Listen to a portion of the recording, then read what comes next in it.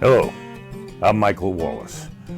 I'm an author, a voice talent, and a storyteller. And I'm here today to tell you what I'm up to this summer and well into the fall. I'm in the position that might be unenviable, but it's actually the cards that have been dealt me, because I don't have just one book out to promote, but I have three. And all three actually tie together and cross-pollinate. The first one is a re-release, a reprint of a book of mine that was originally published back in 1992, a book that I'm very proud of. It garnered me the second of my 3 Pulitzer nominations, and it's called Pretty Boy, The Life and Times of Charles Arthur Floyd. This book has been out of print for a few years, and we needed it back in print, especially because it's one of 2 of my books that are currently under option for a motion picture.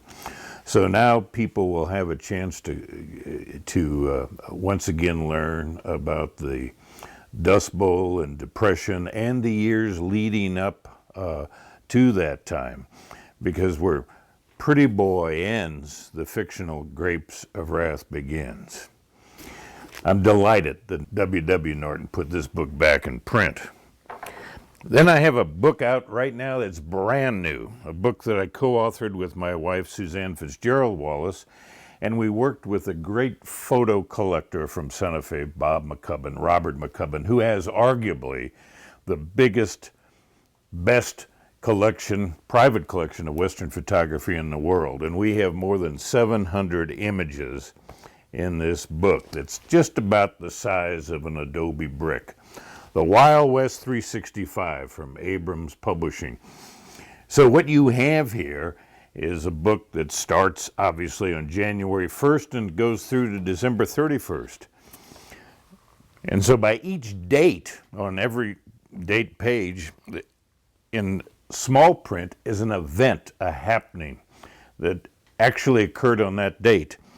But the main entries in the images are all driven chronologically. And the other new book is one I'm also particularly proud of. And this one is again from Norton. And this book is called David Crockett, The Lion of the West. And this is, of course, a biography of the much mythologized and legendary Crockett. He never called himself Davy. He never signed his name Davy. He went by David Crockett. He didn't kill a bar when he was only 3. He wasn't born on a mountaintop. He didn't particularly wear coonskin caps that often. He wore a big cloth broad hunter's hat. Mr. Crockett, who had a very active life as both a professional hunter, a frontiersman, had an interesting, colorful political career serving in Congress, was even touted by the Whigs as a presidential candidate, and then finally, of course, at the age of 49, ended his career, much to his chagrin, I'm sure, at that battered little mission down in San Antonio called the Alamo. So those are the 3 books that we're out right now and will be for a good part of the rest of this year promoting at book signings all over the country. What I want to do when I take a subject on like Crockett, I'm dealing with a subject that has been written about and rewritten and portrayed in film and fiction and nonfiction. And what I do is sort out the wheat from the chaff. But I'm always looking, of course, for the new and the truthful. And I was so fortunate, as I've been in all my books, to find just that with Mr. Crockett. And what I like to do is uncover the real person. Take that big cobweb of myth and lie and innuendo and exaggeration off of them and expose the real thing.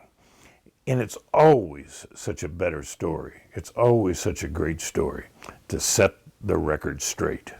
If you'd like to learn more about all of my books and videos and projects in the Route 66 Alliance, a nonprofit that I've started to preserve and protect the Mother Road, if you want to learn a little bit more about me, go online to my website, wallis.com. And there you'll see all of my books, all 17 of my books, and you can pick and choose amongst them.